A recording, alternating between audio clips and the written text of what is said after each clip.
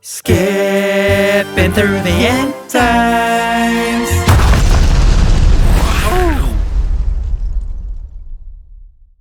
All right, hey everyone, welcome to the first inaugural episode of the parking lot review. I don't. Is that what we're? Is it going to be the parking lot review? It has a nice ring to it, but it's also kind of Yeah, clunky. it's clunky like our conversations. No, I kind of like Yeah, it because it's like what we have always done for decades. It's like you go to see a movie and then you go to the parking lot. You end up talking about it, whether you hated it or loved it, and everybody gets to share their opinions. And you're yeah. looking around you, going like, who we gonna spoil the movie for? I'm So always yeah, looking around to just see whose opinion is wrong. That's and if I'm being yeah. honest, like the reason I go to movies is for the parking lot talk. That's the real that's the real cherry at the end of the Sunday. I don't know. That's not even a real the the pot of gold at the end of the rainbow. But anyway, my name is that's one hell of an intro. I'm Eli Chance. Uh I'm Dave Penner. and we have a podcast called Chance and Penner that you can find everywhere on every major podcast platform. We have a website called chanceandpenner.com. It's kind of the hub for everything. And also this YouTube channel that hopefully you're currently on. Hopefully you checked out our other stuff. I'm hoping we get to 3 subscribers this week. That's my just my personal goal. But If you we know, average 3 subscribers a week, and if we keep doing this consistently, we'll have a nice like 200-person following. I think in that's all you about can 2 years. really ask for at the end of the day. That's my 5-year plan is 250 subscribers to the YouTube channel. So hopefully, hopefully it works out. But today we're going to be talking about Wakanda Forever, the movie that's everybody's talking about. And I've really I don't know about you, Dave, but I've seen just like a wide range of either absolute love for this movie or absolute hate. I saw somebody say that it was the worst movie of Phase 4 so far, and I thought that was pretty Wow, ridiculous. Yeah. that's a bold statement. Yeah, I haven't looked around a whole lot of how people have reacted to it. Just kind of like as far as like online, like really I've just been like talk to people I know and everything, and it seems like it's overall been like pretty positive from my standpoint. So yeah, that's interesting. I did hear one person that didn't like it, and yeah, it was interesting like hearing what they had to say about it. It's always interesting hearing why, because like I don't know about you, but I sit there and, you know, as I can kind of see the ship turning towards the iceberg in some of these movies, I start to formulate like my attention goes from like, oh, I'm eager to see where this story goes or whatever. It turns into I'm eager to understand why I don't like this movie. Yeah, And I know for like you and I, I won't speak for you, but we've done this a lot just without a camera. And I know like you and have been pretty disappointed over the last few MCU, whether it be Disney Plus or movie. I think Thor: Love and Thunder was the last theatrical movie to come out in this phase, and we were both, pretty disappointed in that. So I think we went into this yeah. movie with some trepidation, I guess. I don't know if that's the right word. For me, it was trepidation. I kind of now just in the larger MCU go into everything going, well, here we go. Let's see. Let's see how it goes. Yeah, it's like you said, like seeing like, yeah, for sure. I mean, Phase 4 is like so, just hit or miss for me. Like, the two of us have been like massive Marvel and especially like MCU fans for so long now, and like, I think some of us, for a certain extent, like we've been spoiled a little bit, and I think now it's kind of like we're like, oh, this is kind of how things could have gone for some of these movies, and I also find that a lot of them are like really um I guess like there's more disagreement now about the movies than there ever has been, where like previously for the most part everybody's on the same page, like even if a movie wasn't your favorite, you're like, oh yeah, overall like I really liked it. I think Doctor Strange was a big one for that, where there were a lot of people that really liked it and other people that didn't at all like it, and I think that's what we're seeing with a lot of these movies now, is just kind of like, I don't know, just Yeah.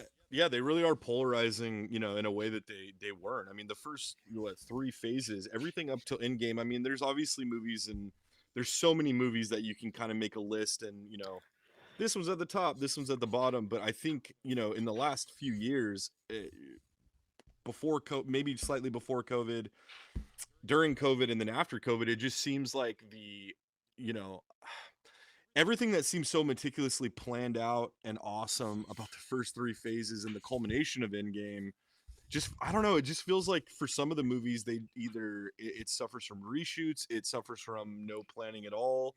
And I think we've gotten accustomed to kind of this Marvel world where, oh, because you constantly hear too, right? Like, oh, Marvel's planning deep into 2029, and you're like, whoa, hold on, I don't want to think about like how old I Yeah. am in 2029. But it all that to say, like, I think it for me especially, like, I went into this movie not knowing what to think. I went into this movie kind of expecting, I everything I've really seen from Ryan Coogler, starting with Fruitvale Station, has been really good. That I can pinpoint certain aspects of it that I really like about each movie and the way he tells a story. But man, I gotta say, from the get go of this movie, from the opening, that funeral sequence, I was like, okay, this the tone of this, and everybody obviously knows what happened with Chadwick Boseman, and for lack of a better word, the kind of baggage they were going into this movie. I guess baggage is the wrong word, but like, they were kind of painted into the a corner, not Yeah. recasting T'Challa and continuing that story and having him. And I don't know about you, but when the movie started, I really bumped into the fact that he died off screen. Um, and then as the movie progressed and the way in which he died and how it was a continuation, and also, I guess, should we say spoilers? Are we cool enough to give spoiler warning? Because obviously we're going to be talking about. Yeah, I, definitely a lot of spoilers going around for this. if you haven't seen it and you don't want to hear, just go listen to one of We're our other we're very watch one of our late videos. doing this podcast at this point. It's been out for a while, so if you haven't Yeah. seen it yet, you know, you might be as unsure about Marvel as we are now. Yeah, yeah. But I think, when they killed him off screen, I had a hard time with it. It just seemed like, it was just like, what? Where's the us as the audience, us, as the audience, loving T'Challa, loving, what the performance that Chadwick Boseman gave to that character, not having that conclusion or that closure of seeing what really happened. But, I think the Yeah. fact that it's a continuation of that, because I didn't see that coming. The heart shaped herb and the tree that was burned down by Killmonger in the first one. It was kind of something, yeah, that happened the first one as a plot device. Cool, it worked. But the way that they wove it into this story, and kind of how that fuels Shuri throughout the rest of the movie, I really, really enjoyed, and I didn't see a lot of it coming.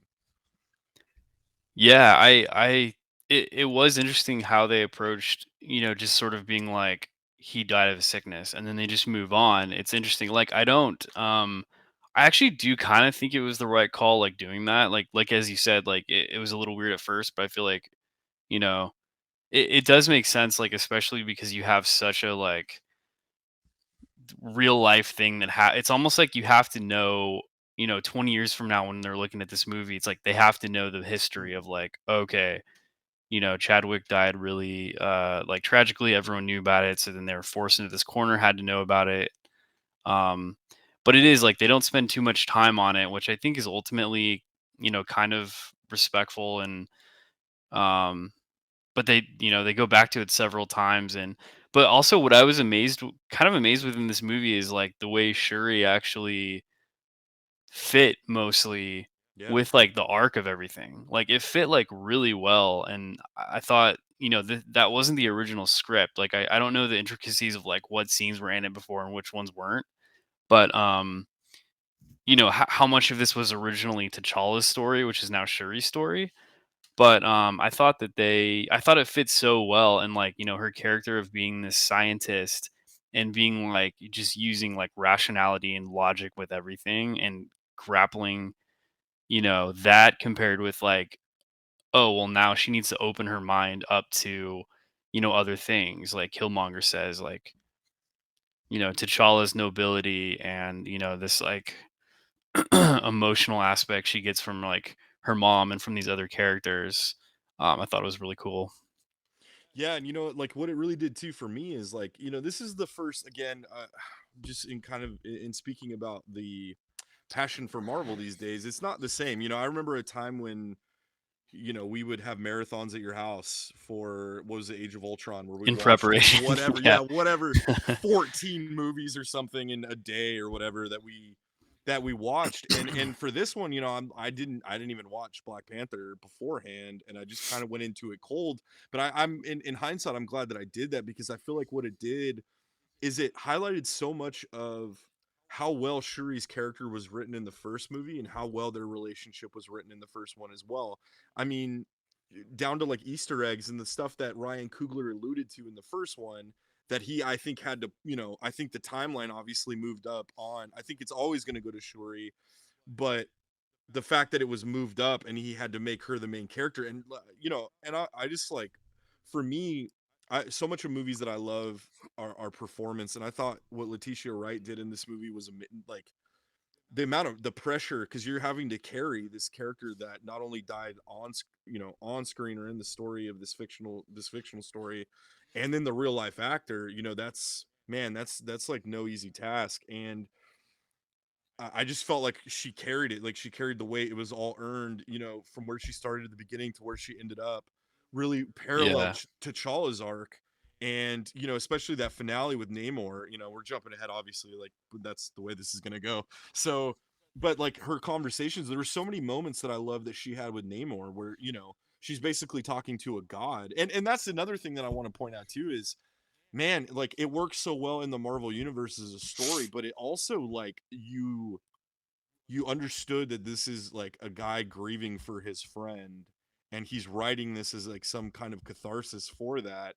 And there's just the themes of, loss of faith. There's themes of, rage. There's all these different things that he wove in, and some of them are very similar to the first one. I mean, especially, man, the Killmonger scene where she goes in, I did not see coming at all. And I remember, like, when I saw him in it, I went, oh yeah, I remember reading somewhere that there was a rumor that he was going to be in it, and it was Yeah, like like years not in the way you ago suspect. when he was Yeah, like, "Oh, I'm trying to get Killmonger into it." yeah, And as like, at the time 2 years ago, you're like, "What? Okay." but he's But I dead. mean, it was well, he died, remember? Yeah, but that was pretty awesome, especially like the reveal of it and like what that did to like mess Shuri up was pretty awesome too. Yeah. And dude, and it followed, like, if it mirrored what I love so much about the first Black Panther, about, like, you're deep in that second act, which sounds sexy. I don't mean it as sexy as it sounds, but you're in the first one. I'm deep all up in that second act. You're deep in the second act of the first one, and they kill T'Challa, and Killmonger becomes the protector of Wakanda. It's like, whoa, whoa, whoa! Like, in my head, we're starting Yeah. to get to the end of the movie, and you just introduced this whole other aspect that I didn't see coming. And I feel like that Yeah. the same thing happened in this one. It's like that Killmonger scene. I had this internal feeling of, like, it was almost like whenever Killmonger shows up, it's like whenever you listen to Tupac or Eminem, or you're in a place where a fight is about to break out, and there's like that split second of, like, just the air leaving the room, and you're like, oh, something's now weird that I can't put my finger on. But yeah, his Yeah. performance, I thought, Well, man, and again, jumping, we're gonna say something because I was gonna jump to a different part I of was the gonna say movie. like 30 things, but just keep No, jumping, yeah, that's fine. dude, I'm like Doctor Strange up in this. But I thought, dude, man, I thought this movie had real balls too. Like, I thought, Yeah, I thought so like, too. Queen Ramonda is like the main character of a movie called Yeah. Black Panther and a sequel to the Black Panther. Yeah, I And was gonna say too. I mean, like going off of what you said before, like this movie really felt like an ensemble movie, and like yeah, the first one kind of does too. But like this was almost written in the style of like an Infinity War, where like there's so many different characters, and they all are like interwoven in like the most awesome way, and they're like all over the spectrum. I mean, like the first one, you had T'Challa like kind of at the center, but you had the people around him that influenced him, and you have like Okoye that's just this like super warrior type, and you have Shuri that's a scientist. Then you have all these female characters. You have his mother, and uh you have another character that's sort of this lover, and so like this was kind of like built off that. But it was so cool to see like other characters like have like Umbaku also like have this like big role, and almost seeing Umbaku as like this older brother to Shuri, and like I just felt like that that definitely added towards like the length of the movie. And like I went into it not I hadn't like remembered how long it was, and it is really long. I know that's a negative thing that some people are saying about it. But I thought that was such a plus. Like there's a lot of movies you go to where you're just like, okay, they don't really know what to do. They're just kind of eating time, whatever. But Yeah. like I thought this movie like had so many things to do and places to go and like interesting characters to juggle that I thought it was great. Like um to jump to one thing off that, like I feel like, there's this scene where Namor first attacks Wakanda and just sort of takes them by surprise and just messes them up. In my mind, I was kind of like, okay, like, is this the third act of the story? Like, I don't want it to be anywhere near from being over. Like, I hope it's not. And then, of course, like, you realize, like, okay, that's like more like the midpoint of the story. Yeah. I'm like, okay, this is awesome. Like, we still have like plenty of things to do, and it just felt right.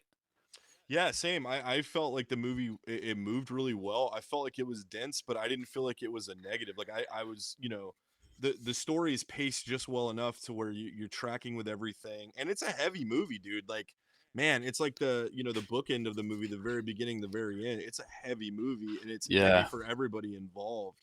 But yeah, no, I thought it moved really well, dude. Angela Bassett has like 3 scenes in this movie where I was like, dude, I was blown away. It was like the scene where she's like, have I not given everything? Like, Yeah. just that whole scene, her scene in the UN, which again I love. I love the real world elements of like that is exactly what the United States would do. That's exactly what the UN would do. They would go in and try to find any Yeah. way possible to get these resources at any cost. You know what I mean? And I thought all of that worked really well, and her relationship.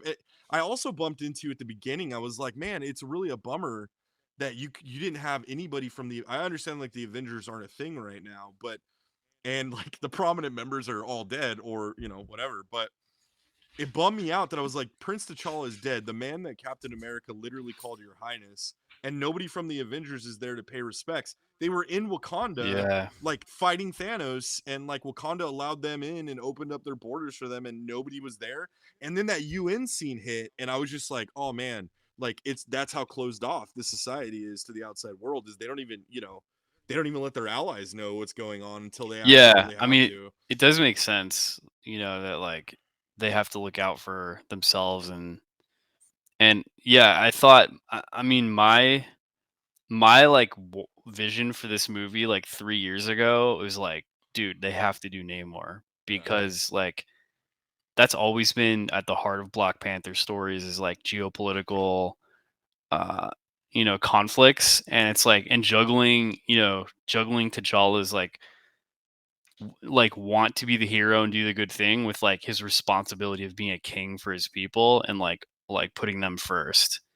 And I thought like this is such a cool thing of like making of having Namor be, obviously going through the same thing and being like especially in light of like his arc of T'Challa's arc in the first one, which is like, actually he's able to let go a lot of that and like do what he feels is like the benevolent thing and like helping all these other people. A little bit of like the good aspects of what Killmonger wants is like what he's able to find. But it's cool seeing like the dark side of that in Namor too. And I thought it was, the aspect of it was pretty awesome too. Dude, that's a great segue because, man, like so you and I have obviously text back and forth after you saw the movie. I've like really tried not to get your full opinion on things just because I knew that we were going to be talking and doing this. But I'm really bummed out. I ordered a Namor shirt and it hasn't come yet, and I was bummed out. But dude, well, like I mean, Namor was the one thing we went into this movie most like scared of yeah, because and not for like oh he's a different race in the comics or whatever, but just that like one we've had a specific like in my head in the comic books Namor is a specific way, he has a specific relationship with the outside, I mean the surface world, but the Marvel universe in general. And I so some of the changes they were making to Atlantis, some of the changes that they were made to the Atlanteans, to Namor himself, I was a little bit afraid of. But man, I absolutely freaking loved Namor in this movie. I loved the underwater world that they created, because it Yeah. wasn't like, because the first thing, right, is like, I read an interview with Ryan Coogler that he said that, like, they asked him about, did Aquaman inform, and in so many words he was like, I mean, we know it exists, but not really, kind of a thing. But he said, Yeah. he goes, the interesting thing was knowing what people responded to in that movie to know that what we could kind of push the boundaries of in this movie. And dude, I love, because Yeah, the to be honest, like, yeah, I like Aquaman in certain ways, but like I feel like this movie like took that concept and made it so much more complex. 100%. And I think, like, reading that interview, like, the thing I loved was the design of Atlantis, or whatever. I know it's called something else that I, like, just can't pronounce, but it's called Atlantis. But dude, like, the because the temptation, right, and the thing you're thinking of, it's like, oh, it's going to be like Avatar. The underwater sequences are going to be like, Aquaman the movie, the blues and bioluminescent. Which, by the way, we're sitting there before in the Avatar 2 trailer plays like before this movie. Yeah, I don't know if it did for you, but for yeah, me, it I'm did. like, I can't help but compare those, and I'm like, okay, Avatar 2, I'm watching this like CG cartoon fest, and then you watch this movie and you're like, wow, like it looks amazing. Like they look like real, like beautiful and like alluring and like fantastical, but also like really grounded. I remember, I think it was Ryan Coogler that said in the first one how like once you well a city seems real when you see people like eating food like on the street, Mm. and like that's so true. Like he did such a good job with Wakanda, even better than Marvel initially did with Asgard. I think they did a little better with Asgard like later on, once we sort of saw like, okay, we're on the street of Asgard, we're seeing people, their everyday lives. But I thought again he did a great job with it with I'll call it Atlantis too. Um, but really just like taking its time a little bit, like letting it breathe a little bit, being like, whoa, this super glamorous city, and then seeing like, oh, there's like kids waving and like, Yeah, I thought that was awesome. that's what I think I loved most about Atlantis, was that first ascent that Shuri's kind of taking it all in, and there's like barnacles and algae, and it's like, it's like dirty. It's like, Yeah, it resembled, like, and that's what I said before, that I had Dead Man's Chest vibes, because that was yeah, like, that's what I loved about that movie. I love that, like, everything, while it was like a beautiful movie, they like threw some dirt on it, so to speak, and everything was yeah, worn, and it looked like it did. It's like, if they're at the depths of the ocean, there's no light source, so like everything was informed by that. Dude, I really enjoyed that guy's performance.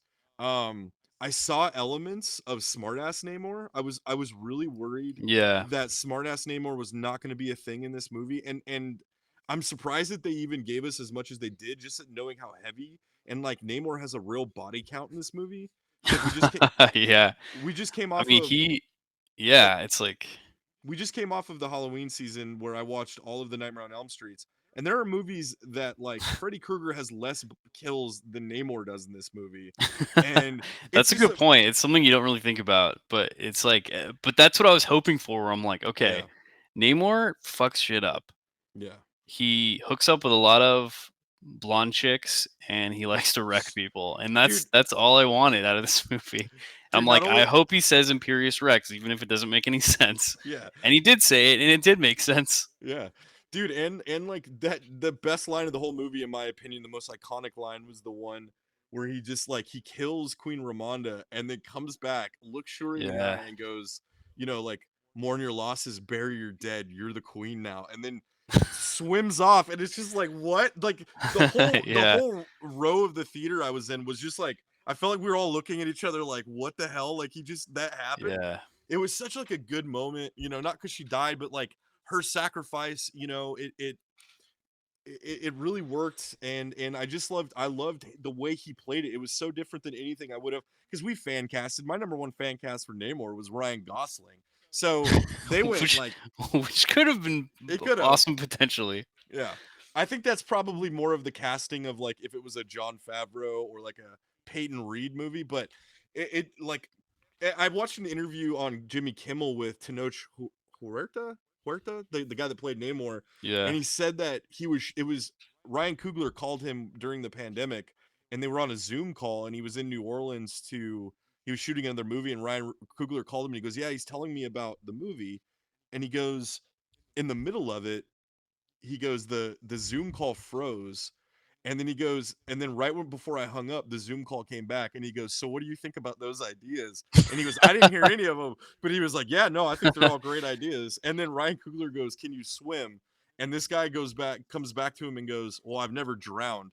And as soon as he said that, I was like, "Oh, dude, this guy, like, they got the right guy. They got the That's right guy to awesome. play Namor because that's such a Yeah, Namor line, like to nitpick a little bit, I thought maybe he could have had a little more bite to him, like as far as uh like in the way, I guess, like in the way he said things and carried himself a little, but like yeah, overall I thought it was awesome. And like I mean it was really cool seeing like all the sequences when like he goes back and is showing Shuri like everything, and it's almost like you forget what's happening in the rest of the movie, Yeah, and you're like, "Oh, cool, it's just two people like yeah. talking from different sides." And like he almost seemed like gentle in those scenes. And then he It, goes from that back to just like murdering people after, and Yeah, you're like, "Oh, right, okay, yeah." right, and that was so genius, and it felt like that was like there was almost this chemistry between them where like they were the only ones that understood each other, but yet she's basically talking to a god, which I thought was hilarious and played Yeah, really well. like it really seemed like he was just as much a god almost as like Thor was. Like maybe he's Yeah, not quite as old as Thor, but I mean the way they justified that, where it's just him, it's not even his people. It's like him, so he really is like, it's like he is like worship because he's different than his people, and he just is like essentially immortal. And I mean, just to say it too, I thought it was awesome how they justified, I mean, like, of course, how they tied it into, the everything that was going on with the Spanish in the 1600s and everything was like super awesome.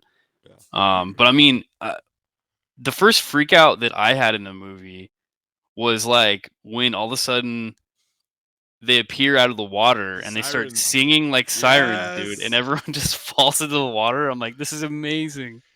You can't tell me that Ryan Coogler isn't a fan of Pirates of the Caribbean. I've never heard him talk about it, but like there are things specifically in this movie that seemed inspired by that. Maybe it's just a nautical thing, It just, that's yeah, more yeah. commonplace. It just But made a lot of sense. Like, it was just cool to raw. It was a unique thing. dude, that and when he just like arose out of the water, dude, and he was all majestic, and Yeah.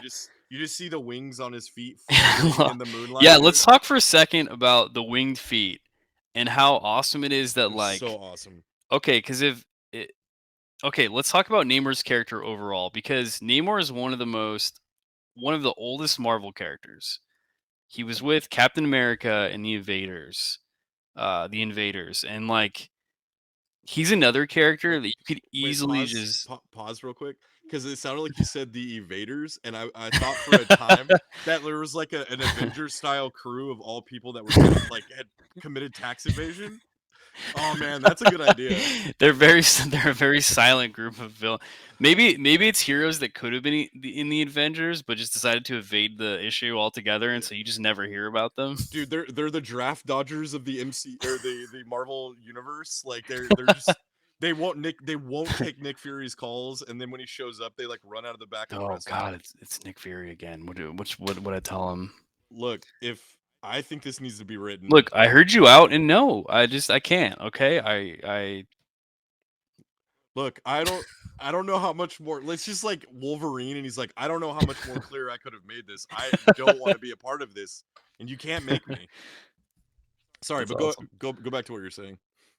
Yeah, I mean, it just made me, because you really think about like, okay, when you're making a film, you have so many choices about what to do with the character. That is, you know, how many years of comics is that? 80 years of comics, like since that Namor's been around. So like, yeah, I mean, what things do you take and what things are you cool to change? And like, as a fan, you're typically like nervous about when you hear like, oh, they're changing blah blah blah, because you want it to be something that's in your like you can see all the comics behind me. Um, but it's also, film is a different medium. Like you have to a lot of times, and a lot of times Marvel has been super successful in improving a character. Like we saw that with Tony Stark, where like they chose all the best aspects and changed some of the other aspects to be probably just more Robert Downey Jr. like. But like, look how amazing it instantly pole vaults that character to be one of the best. Cap like could have been this character that's just like really one dimensional and sort of like I've always loved Cap because of his idealism, but like at the same time like they kept the best aspects of him, which is like they doubled down on his stars and stripes, dude. Like something that's like one of the most like old fashioned things. Like they even draw attention to it in Avengers. Where and they're like embrace that and make it that his guiding force in everything. But at the same time, they're like respond to it and make him very like real, and he's very like I think I don't know where I remember seeing this, but like Joss Whedon said one time, or like in Avengers, like at one point Cap picks up a machine gun and starts like shooting at people when he's up at the when he's helping Stark Yeah. up on the helicarrier to try to fix it. And like when I saw that, I didn't even think twice about it. I'm just like, yeah, he would do that. But Yeah. when you're like Joss Whedon, there people are like, well, if he says that Cap wields a gun, then like that happens. So you have these filmmakers that do this. On the other end of the spectrum, you have people like Zack Snyder, which are like want to completely change everything. And like we've talked a lot about this, whereas like I disagree on almost like every single decision that Zack Snyder has ever made with a character. Like you have Superman where he's like going against his own root, like going against like the entire point of Superman from the comics, because he's like, oh, well, this is the only, I have to put, I have to take Superman and put a Batman lens over him. And it's like, well, no, Superman's like very different than Batman. And that's actually what makes him awesome. So all that to say, like, now putting your, me thinking about like, okay, what kind of decisions did Brian Coogler make during this? Like, I think he made really awesome decisions. Like, on one hand, he changed all these aspects of it, which like you said, like us thinking about it, like at first we're like, oh, whoa, I don't know, okay, maybe. We're like, what if he was Aztec? What if his history was all this? And I thought it was awesome. I thought that only evolved the character. It made it make even more sense that he's a mutant, or technically a mutant, I guess, as he was born that way. But he also showed the things that he chose to keep were also just amazing and hilarious. Like, the winged feet were like the biggest thing for that. And he even had dedicated like insert shots of the winged feet flying like Yeah. majestically, which is Dude. like it's the silliest thing ever. It's so like silly that you keep it and make him fly around and make him have these like dumb little winged feet, which is like, but it makes me so happy because like that's an awesome thing. Obviously, what the fans wanted, he kept that Namor is just like he's just this dude that's super buff. He has super strength. He takes helicopters and like flings them into other people and just destroys things. He literally Like cut that it. was He literally amazing. cut a helicopter in half. Yeah, it's just Dude, like.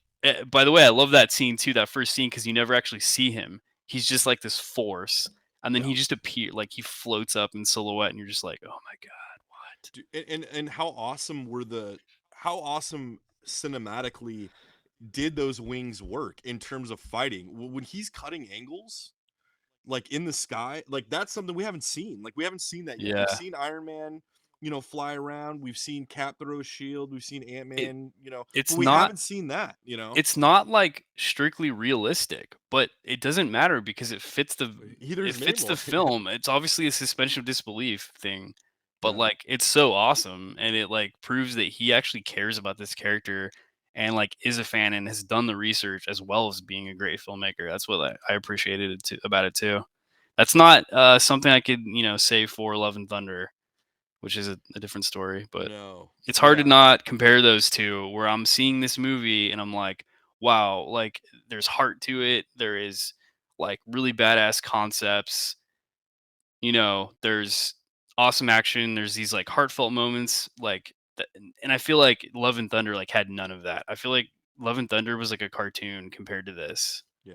Well, Love and Thunder felt like it was checking a box, and I mean that. I mean we've talked about it. We compared to Love and Thunder felt like somebody that didn't study for the test, and then while they were Yeah. the day of came, and while they were taking it, they marked D, all of the above for all At different 3 a.m. they're like, answers. "Oh, I forgot I have an assignment due tomorrow. Let me Yeah. write something real quick." Yeah, which is a bummer. It's a huge bummer because like not only have there not been very many things to really get super excited about. I mean, it's always like an event when a Marvel movie comes out, and it's always, now it's more of like, well, we'll see, and there's something fun in that, and like a I've rush had to to really like harden get going. myself over the last Yeah, 3 years to be yeah. like, "I don't wanna get hurt again, stop." Right, right. It's like it's a weird relationship at this point. It started strong and now it's getting a little bit toxic. But I I think feel a little like a battered housewife, to be but honest. but But but I think this movie had something to say. And I don't think the other yeah, movies that we're describing did.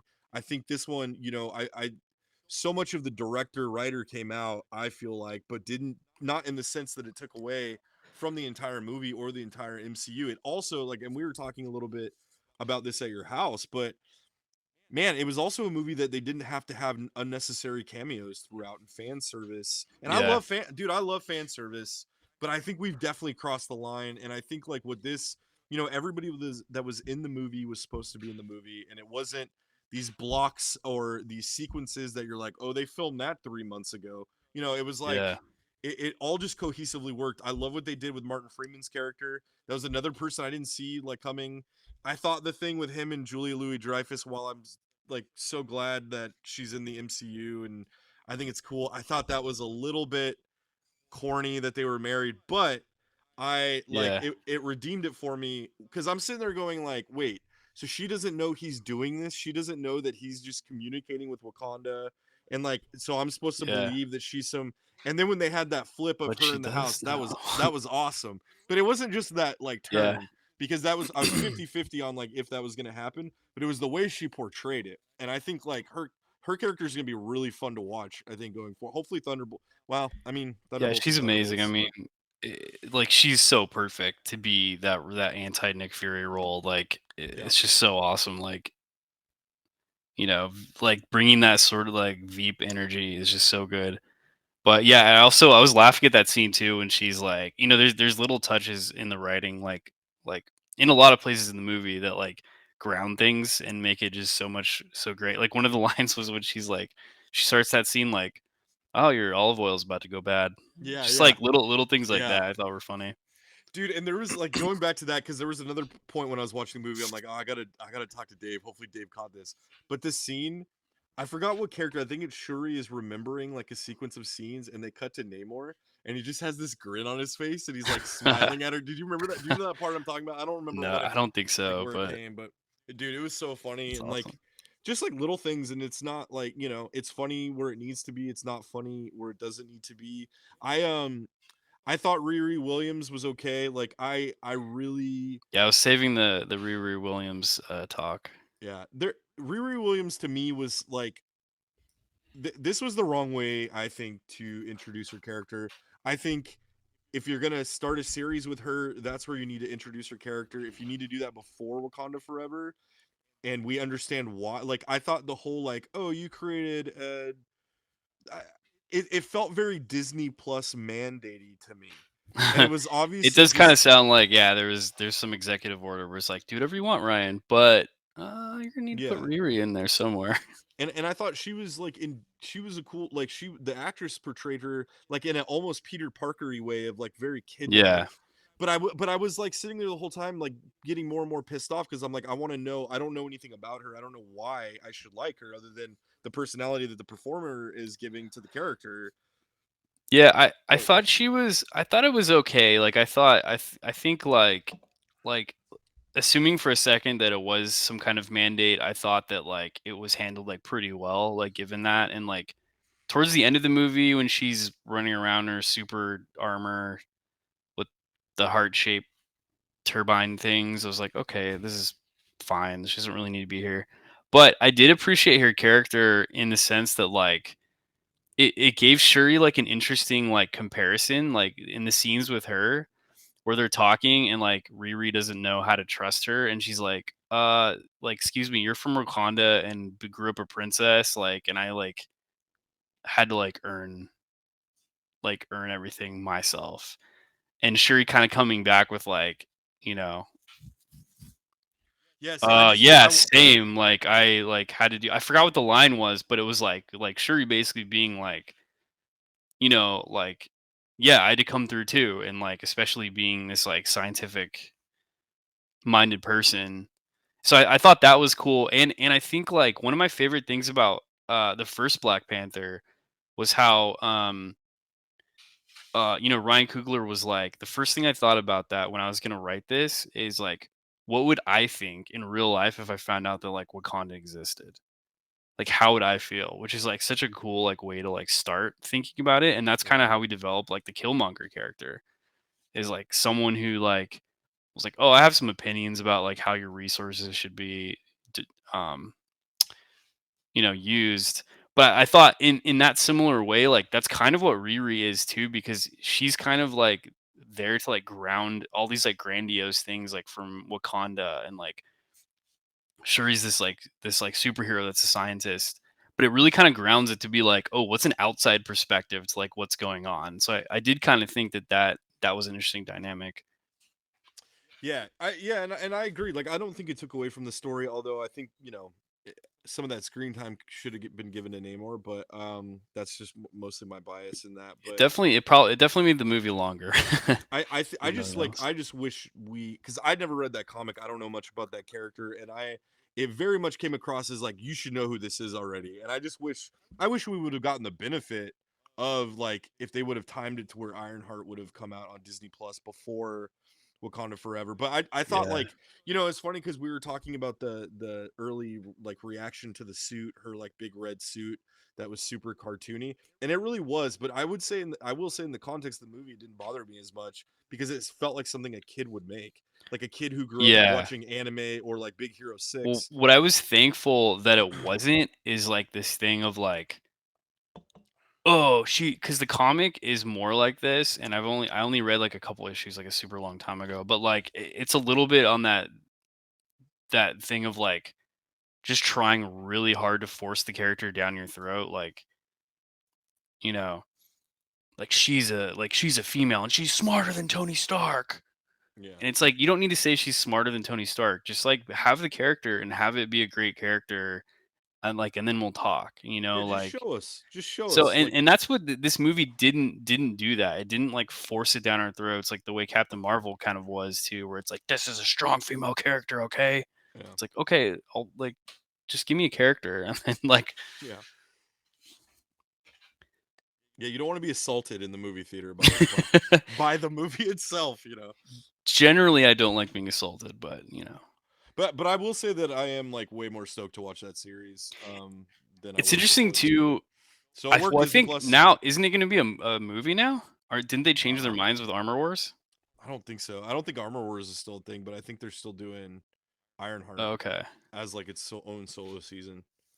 Well, like but I will say with Riri too, it was interesting. It was hard to not compare it with America Chavez and Doctor Strange, because Hmm. it was a little bit of like the sort of like younger, like sort of sidekicky role, but like I know they really wanted to make America Chavez this like character that everyone loved, and from what I understand, it's kind of like in rumor territory, but like a lot of the reshoots they did with Doctor Strange was because they didn't think people liked America Chavez enough, and they wanted to like make her more like empathetic. And I think one of like if I were to guess, one of those scenes in Multiverse of Madness, like when they go over to the when they step on those portally things, and it's like their memories pop up, and like that was one of the things I didn't like about that movie, because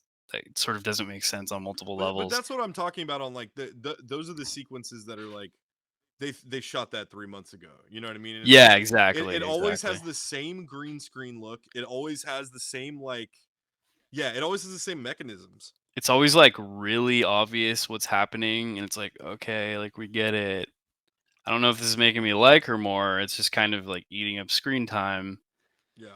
So anyway, but yeah, I mean, it's like it is cooler they're doing a lot of these younger characters, but um, yeah, I mean, it was just so much to juggle. I thought in this movie especially, but um, yeah, I mean, I thought the whole time I was watching it towards the end, I'm just like, I don't know. I thought he knocked it out of the park, and honestly, like I'm kind of surprised that it's like getting some backlash.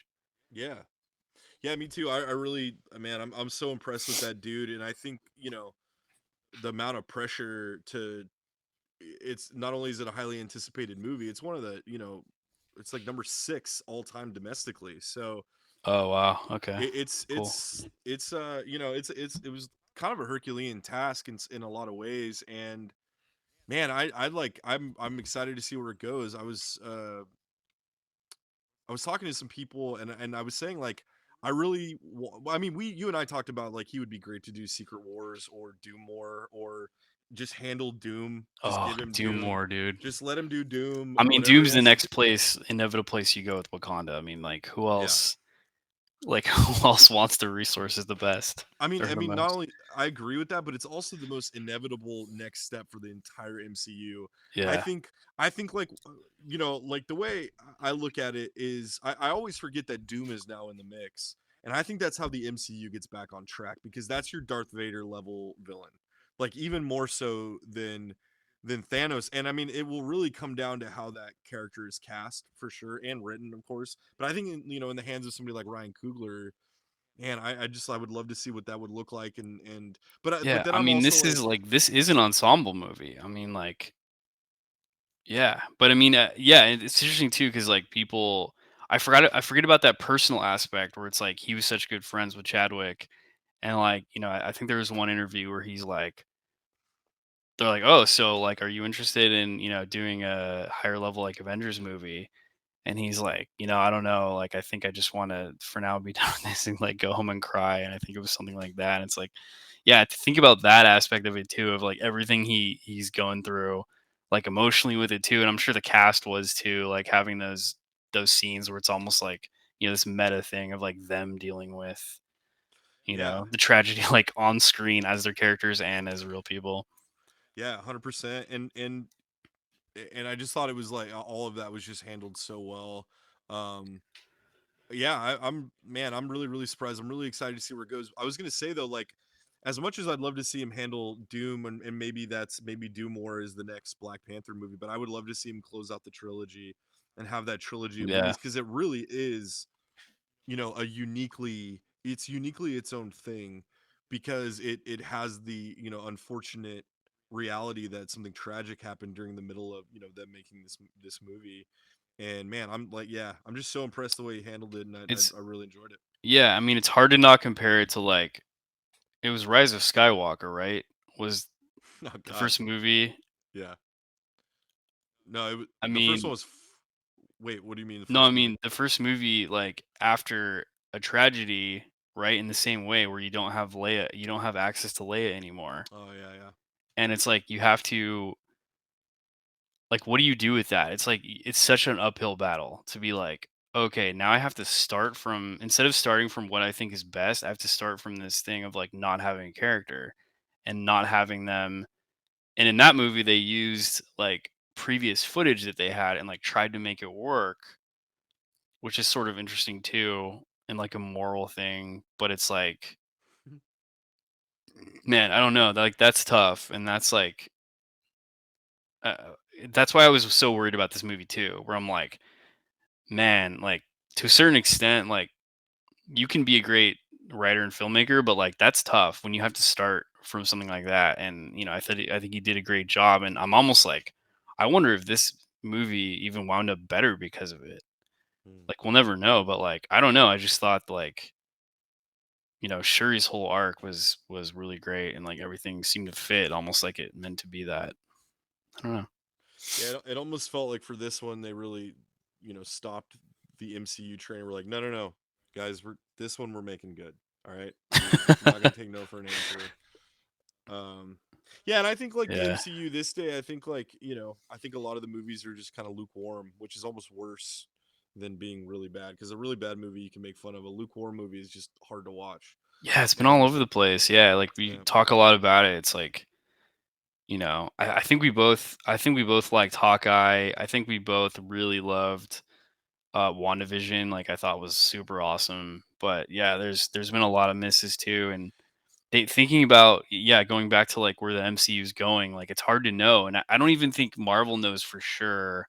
Maybe they do now, but I think a bit ago it was like at first there was like talk about like, oh, they're gonna go cosmic with everything now, and then it's like feels like they just completely pulled that back. Yeah. Um, yeah, it's I mean, but they have Doom now, like they have Galactus, they have, obviously they're doing Kang. I don't know how Kang's gonna turn out. But, yeah, they have some options now, so And they have, you know, kind of have all of the Spider-Man universe too to kind of play with, and now yeah. they've reestablished that to be a soft reboot of sorts to kind of, you know, Yeah. have their cake and eat it I mean, too. I wish we So did this podcast, back then because I had a lot to say with that too, and I think it was, pretty creative and pretty awesome how they're setting that up, and I think there's, like, so much more to explore with, like, Peter aside, without the Avengers, without yeah, being Iron Jr. right, right. Uh So yeah, I'm excited about that too. And I wonder, yeah, I don't think anybody knows like uh what the new setup with Sony is exactly. Because I know before I think it was like they had to make a Spider-Man movie every 2 years, but I'm not sure when they re-upped. I'm not sure what it is now. So Dude, I read a thing talking today about like there was a rumor that they were talking about doing the was it the Back in Black storyline, Peter Parker with the symbiote and all that stuff, and yeah, it just made me remember the what was it, the end credit scene? What was the movie? Was it No Way Home? So it was Venom, the Carnage movie that just came out. At the end, they basically alluded to that Venom was coming into the MCU, and then yeah, No Way Home, the end credit scene was like they were like, no, we're not, which was yeah, so it was so bizarre. That was one of the most bizarre things dude. of like, It made me so happy because I was just like when I saw it when that started playing on screen, I was just sitting in the theater like, please, please no, please do not do this. And it was like, no. But I mean, I'm someone that hates those Venom movies. I know it makes a lot of people happy, and I'm really happy for you if that makes you like the movie. I think there's some like fun stuff, especially if you're a Tom Hardy fan. But like, man, I'm so glad like the MCU does not touch that. yeah, yeah. I mean, it's gonna be really interesting to see what they do because they, you know, there's so many angles that they could take. You know, you have somebody like Tom Holland playing that character. It's like, you know, it'd be fun to finally see Spider-Man interact with the, you know, the Spider-Verse, so to speak. But I think what that scene also alludes to, aside from just being dumb and funny, I think is that like, okay, they might actually do Venom, but it's gonna be different. It's gonna be like an actual Venom. Yeah. Um, I try not to let these things get me too excited. You As can't, dude. You can't I get too mean, excited these I days could about do anything. that, back in 2018, but it's a little harder now. Yeah, I'm excited for you know, I really thought Werewolf by Night was awesome. I'm excited for the next one of those that they're doing. What are those Are called? they Like doing the another one? no, well, I'm sure they'll do something else with that character, but I meant what are they calling it? Like the Marvel Studios originals or something like that. Like it's Okay, something different. like But they're they're like one-off. They're like one-offs. yeah, so the next one they're doing is the holiday the Guardians of the Galaxy holiday. Oh, okay, okay, okay, Have you yeah. seen the trailer for that one? No, I still haven't. Dude, it's so funny. It's like the whole plot is Drax and Mantis coming to Earth because Peter Quill is bummed about losing Gamora. So Drax and Oh, Mantis come to Earth to kidnap Kevin Bacon to deliver him as a Christmas present for Peter. okay, that's amazing. So, dude, it looks so good, and That's like amazing. and I'm really excited for I really hope, you know, Guardians of the Galaxy 3 closes it out and is awesome. I'm hopeful for that Yeah. one. I hope that James Gunn doesn't overthink that movie, if that makes sense. Like, because I Yeah. feel like it's like so much time has passed now that I'm like, we should have had that movie by now. Like, I hope it doesn't go somewhere else now because too much time has passed. Yeah, yeah, me too. And I man, I hope that they're not just done with those characters. I wouldn't mind seeing those characters done, with those actors with another, filmmaker, because I think, man, there's so many places they could take those. And in the comics, it's so awesome too, and it's such a cool world that they're in. Yeah, there's not a lot of before the Guardians movie, because I read all those comics before that, and there's not a lot of them. There's a whole arc with like Yeah, there's like Annihilation and a bunch of stuff like that, and but there's also like the cast is completely different and shifts around and everything. So, but it's pretty cool like seeing. Yeah, it's gonna be cool seeing what happens in the third one and kind of how they like. I'm hoping that we see.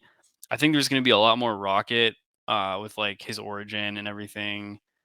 Um, hopefully we get more kind of backstory of Groot a little bit too, and yeah. dude, maybe it'll be like the Chewie and Han scene in the Solo movie, where like they meet in that dungeon and have like a mud wrestle fight, dude. Yeah, yeah, I like that idea. That might have been the best part of that movie, actually. Really, I'm just I mean, I was so looking forward to Namor. I'm really glad that he's awesome. And it also seems like they're gonna do a lot more with him, which like I hope so. how could you not? But Yeah, I like hope so. he seemed very ominous in that last scene. So I mean, the other character, I just going back to Doom, I'm just really, really stoked to see what they're gonna do with that. I don't know. I almost feel like I mean we're such like Doom nerds too. Like we talk so much about like but the books of Doom comic and where how's this like origin of Doom and like how they could just make that like they could start with that as a film and just make it like a Doom like this tragedy of a Doom film. Like they could really do go a number of different ways. Dude, I would love. I mean, I think that they could do it to where that's how they introduce Reed Richards, like in Books of Doom. Like that's one thing I love about that book is like it's really the story of them, and I think like that would be a great entry. If man, the Fantastic Four stuff feels like they have no idea what they're doing with it, and it like really bums me out because I Yeah. feel like we've waited so long I for them to mean, have the rights, the and fact that it's changing directors and everything too is like worrisome. I mean, they ended up giving it to the guys that did WandaVision, which I'm stoked about because I loved it. But I mean, I don't know. Yeah, it's like I I assumed like when I saw Multiverse of Madness, I'm like, okay, like there are a lot of people that were bummed out about how they like just murdered the Illuminati, and you know like we got it's like we got John Krasinski as Reed and then didn't. And then I was like, "No, guys, like, don't worry. They're still gonna have like Reed Richards. That's just a different version of Reed Richards. Like, we're still gonna get John Krasinski." And now I'm like, "Dude, I don't think we're getting John I don't think. Krasinski. I Oh think they no, just like, I think they just,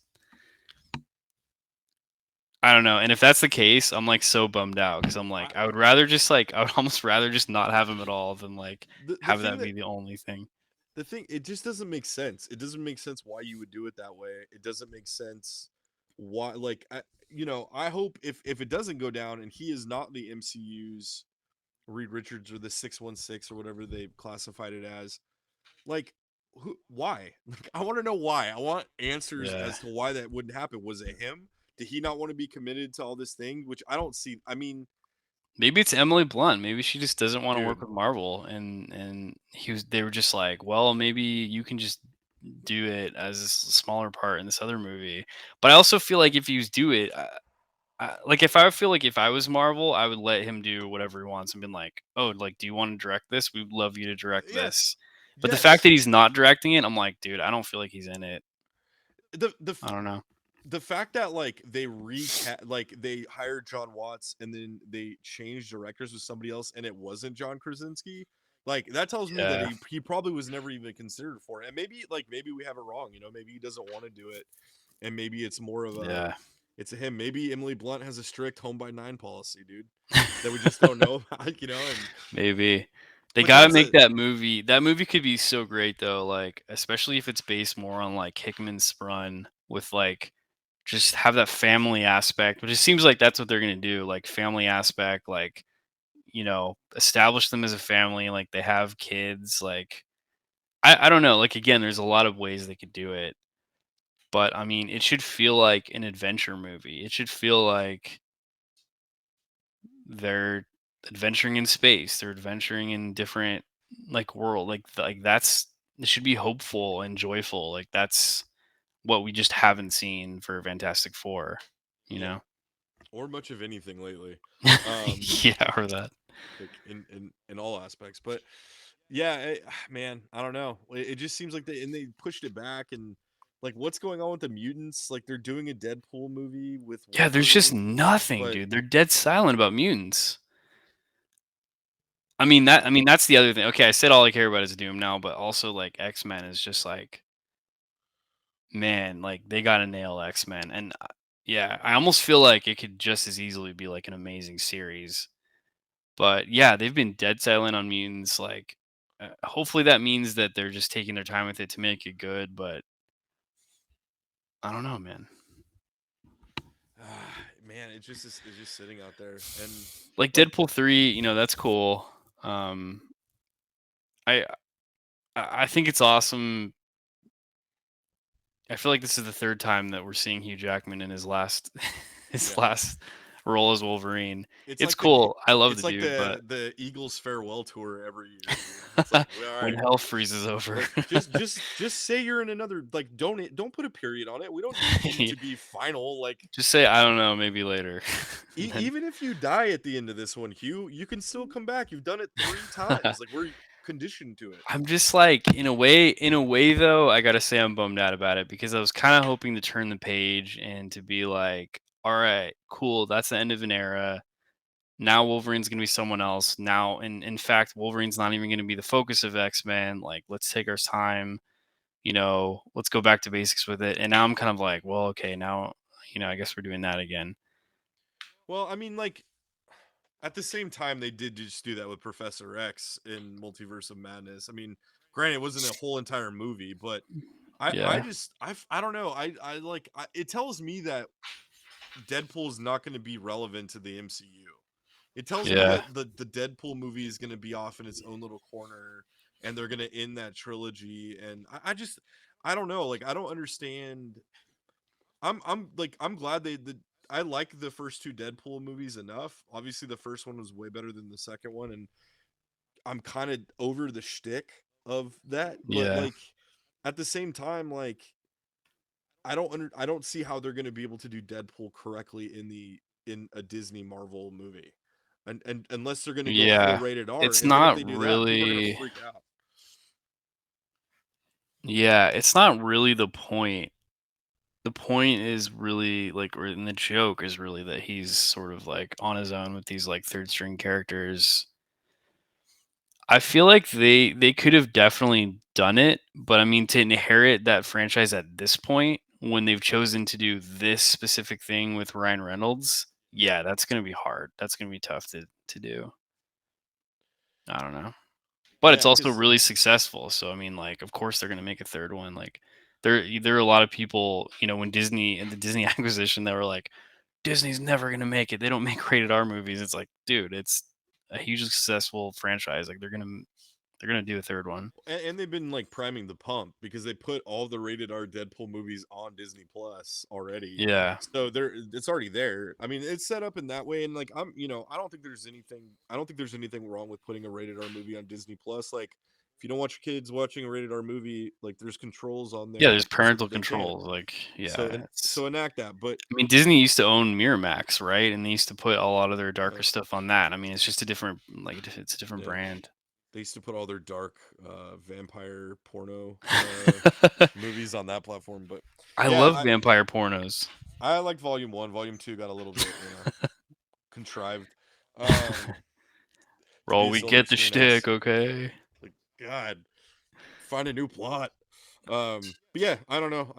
I'm after this movie, I think I'm still in the same place I was before. I'm like, let's see what comes next in the MCU, and hopefully it's Yeah. good. I hope for the best. I really love those movies, and I love looking forward to seeing them and having a story that's cohesive, that I don't have to juggle 18 different things. And yeah, so I We'll don't see know. with I'm hopeful. Quantumania too, you know. It looks intriguing. We were kind of talking before that like It It looks really kind good. of seems like what they should have done in the second one, where they really just ended up like they were kind of biding their time in the second one, Yeah. and then it's like you have um Janet, like you finally get her, and it's like we barely even know her as a character at all. Like she's basically not even in the movie, and now like so much time has passed, like until the third one. Yeah. But yeah, I mean, it does seem intriguing. I like again, like I don't know about the Kang thing. I was not a fan of what they did with Kang and Loki and kind of that and stuff. I don't know. So Yeah, I mean, we're kind of also seems getting like they're doubling and tripling down on him now. So well, we're also getting a Loki season 2 where I'm just like what like other than people love that character and I'm sure it's popular just because of that, like why do you need it? I didn't watch the end of season 1 and go, "Yeah, we're going to get a season 2." yeah, I mean, like I mean, I guess there's more stuff they could do with the TVA, but I mean, this would be a whole nother episode to talk about this, but just like I feel like the series deviated so much from like Loki, like the Loki that we know, that like by the end I was just kind of like, okay, but yeah, it's like what you're saying, like where do they go from there? But there's also like I think that was one of the most watched Disney Plus shows, so it's kind of Mhm. like I don't know. I guess they got to figure out a way to make a season two. Yeah, I mean, I don't know. hopefully they can redeem Loki. I was really hoping for a what was it? Alligator Loki or crocodile Loki? Yeah, you were hoping for that series. You were hoping that was just going to be season two. Was just going to be a. Just that. Just 7 episodes of that and maybe There's some not enough Lokis. cameos. Just put new ones in there. Can you imagine if they did that, but then you had a bunch of cameos? Like, here's the next 45-minute of footage of Crocodile Loki, but Doctor Strange shows up. Like, I think I people would feel tune in. like, but Doctor Strange is going to show up. I feel like if they did that, it would Be still like, be really successful. I feel like people love Loki so much they would just watch anything. You know, now I want like to see that episode where it's just like a buddy. It's like a road trip comedy with Crocodile Loki, and it's Doctor Strange portaling him throughout the Marvel universe, and they're just like what hijinks, like Doctor Strange is portaling them to their destination, and they're like, "No, it's a road trip. The point is that we're on the road." yeah, and then I some would watch snarky that. moment. Yeah, for sure, It'd I'm in. be a buddy comedy. Well, All right, now man. Well, now alligator Loki, you simmer down back there. it's like, oh my god, they just ordered 3 more episodes of Alligator Loki. It's like, of course it's Disney Plus, so you'd get the episodes where like, oh, this week it's like Heimdall's kid. But like, maybe one week you'd get some like actual real top tier characters or adjacent. Yeah, it's a mixed bag. There All you right, go. man. Well, do you have any more thoughts about Wakanda Forever? I'm definitely gonna I think that's I, mostly it, man. I'm gonna put this in the category of I'm buying this day one it comes out. That's where I'm at. I'm Yeah, I'm I'm feisty. I haven't bought a Marvel movie in quite a while, so I'm glad that I I'm can trying buy to this think. in Oh, person. can we talk about one more moment real quick? Yeah, of course. That was silly and amazing. I mean, okay, they're riding freaking whales, which was just Another one of my amazing, favorite dude. parts. The And orca, they're dude. Dude, yeah, the point where the orca jumps up and then flips its fin to Yes, throw one of the like Atlanteans up over the thing. I was just like, yes. dude, and like Oh I man. got the gist that I'm like, like Zack Snyder is punching air somewhere, dude. Like, just angry that this exists. no, he's angry because it wasn't in slow motion, dude. That's That's why true. he's angry. And it If it didn't have, and it wasn't, didn't have the death filter over it. and there wasn't like The Nirvana playing in desaturation the background. filter.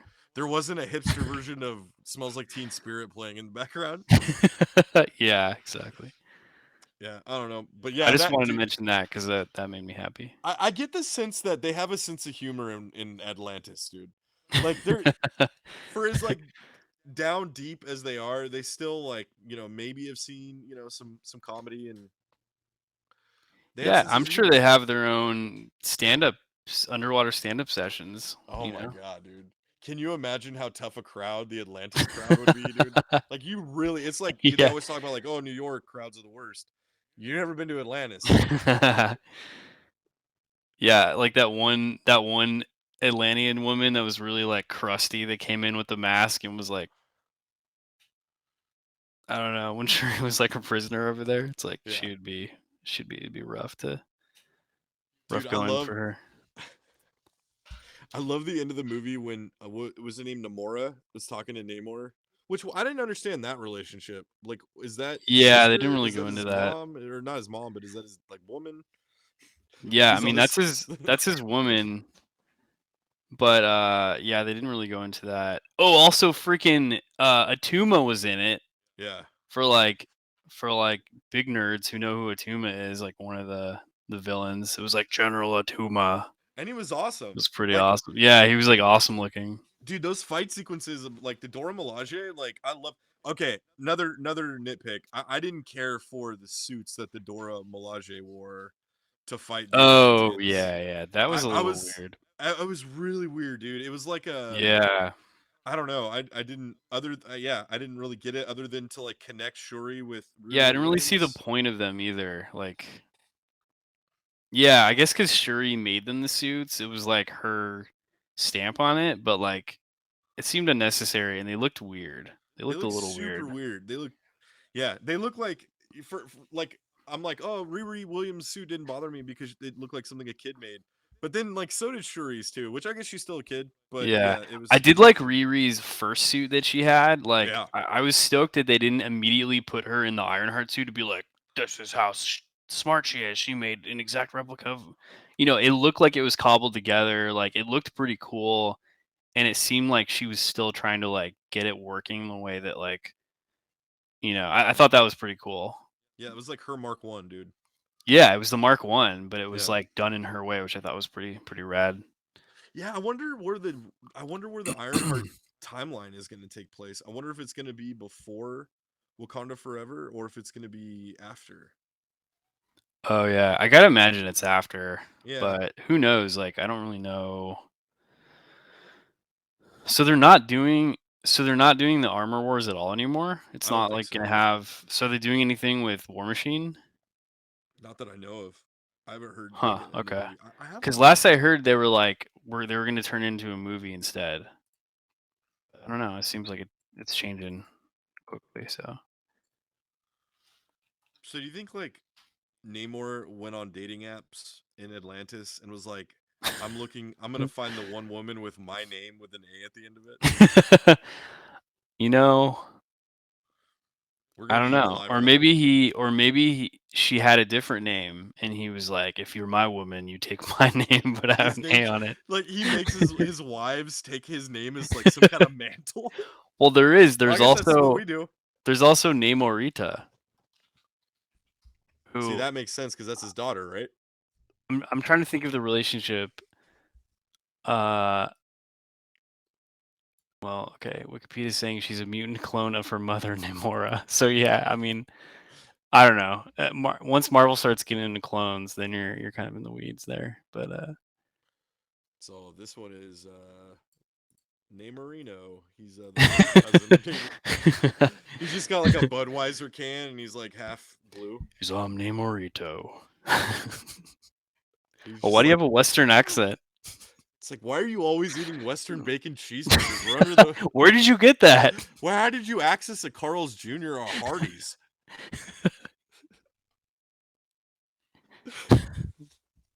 Just like people avoid him at all costs. Like when he comes in the room, he's like loud and boisterous and Well, how's it still all over your face? You swim in the ocean.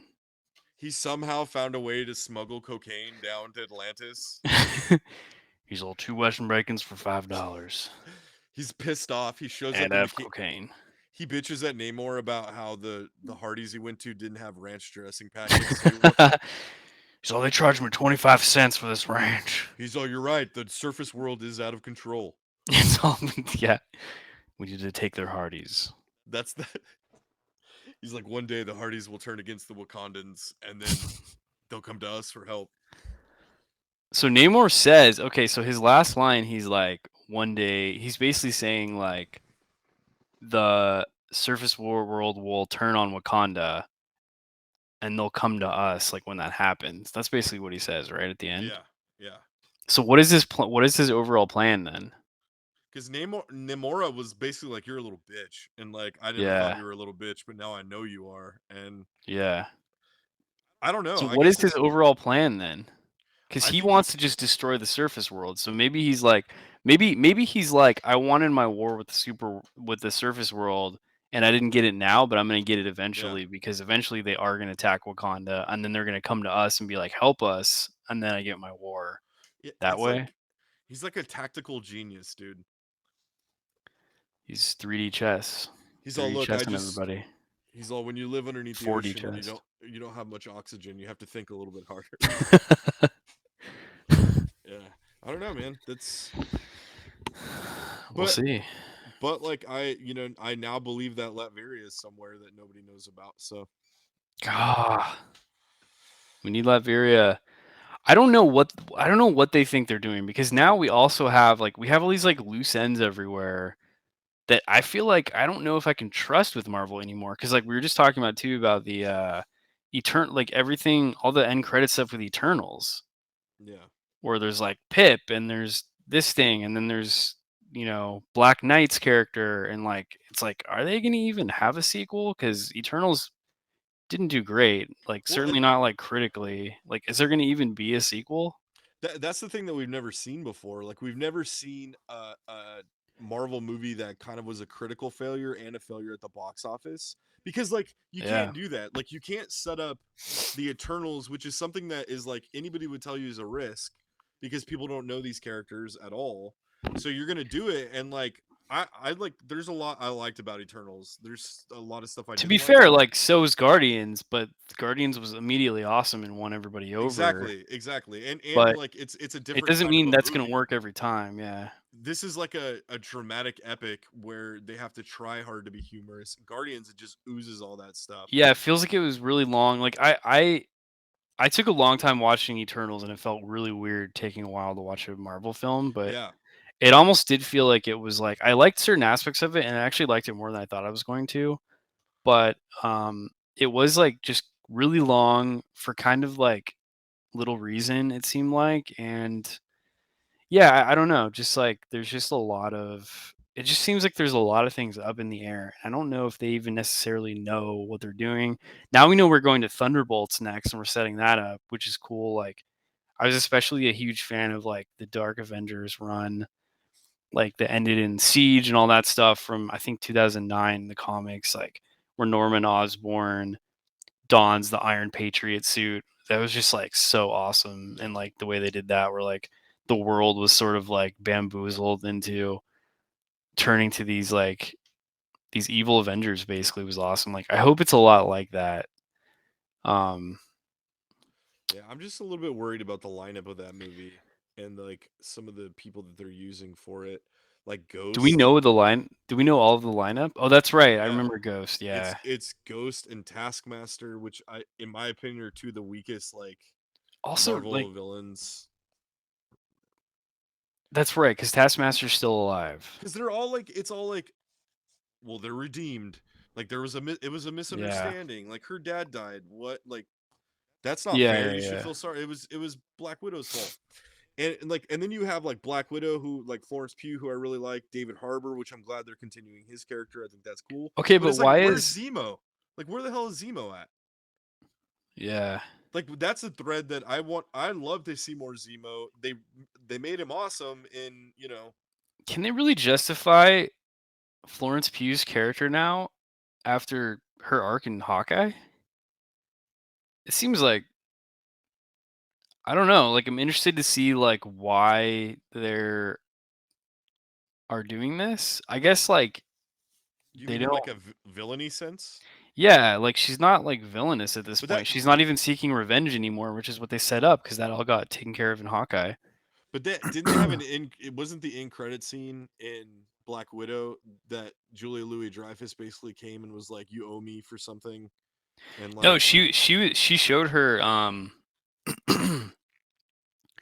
she showed her Clint Barton and was like, "This is who killed her sister," which sets up oh Hawkeye. yeah, I'm yeah, pretty yeah, sure that's all it was. And then yeah, so yeah. that got played out in Hawkeye. So now I'm just wondering well, why does she now want to go? Why would she want to go back now? but that's what I'm saying is like all of the Thunderbolts characters are like not villains. Like like Yeah. they've been like redeemed Yeah, in it's kind some of like way. they're gonna go the suicide route, where But it's it's like like the Suicide Squad route.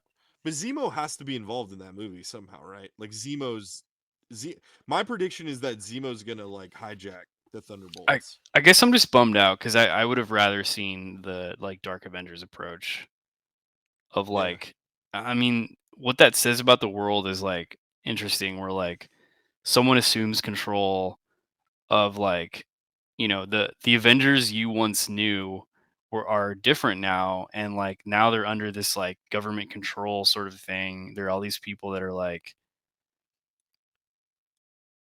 you know but I don't know. That to me was the natural place to take like the Avengers after the Avengers disassemble. But um we'll see. I don't know. A lot of people like Thunderbolts, so. Yeah, we'll see. I hope they make some of those like lacking characters a little bit cooler, but yeah, And I don't know. Harrison There's Ford also being set up, which is pretty crazy. oh, it's Thunderbolt Ross. Yeah. Do you think he'll be Red Hulk? I, yeah, I feel like he You will don't be. recast that character unless you're going Red Hulk. Yeah, that's what I'm saying. I feel like if they weren't going Red Hulk, they would just leave the character alone because they've already done plenty with it. So I don't know. And like, how are you going to convince Harrison Ford to do it? You got to give him something fun. They're all, come on. Here's They're all, you're going to be red. they're all, here's a paycheck. And he's like, He's all like, right. well, you could have just said paycheck and I'm in. They're like, you're done with Indiana Jones. we're never, we're never doing it. Just accept it. All right, man. Well, I think we should probably sign off now. Cool. It's been fun. I feel like it was a Yeah. good inaugural ep. We can come back, do this again. I don't know what the next big movie up. It's probably Avatar. That'll be fun. We got to Ooh, definitely that'll do be a an good one. Avatar, and maybe we bring some people on besides just us and Yeah. have like a mega. I don't Just know. Maybe, dude. What if we have love it? more What if blue it's people. what if we're like, dude, Avatar 2 is better than Terminator? I feel like with Avatar, everybody just briefly had like a spell cast over them where they all just Yeah. thought it was way better than it really is.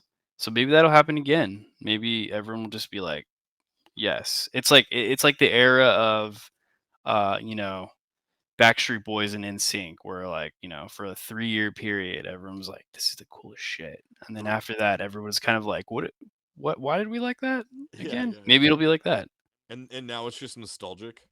Yeah. You're gonna That's hear a the lot of that's the thing. Is like it's been so long since the first one that like an entire generation has gone by that doesn't even know what Avatar is.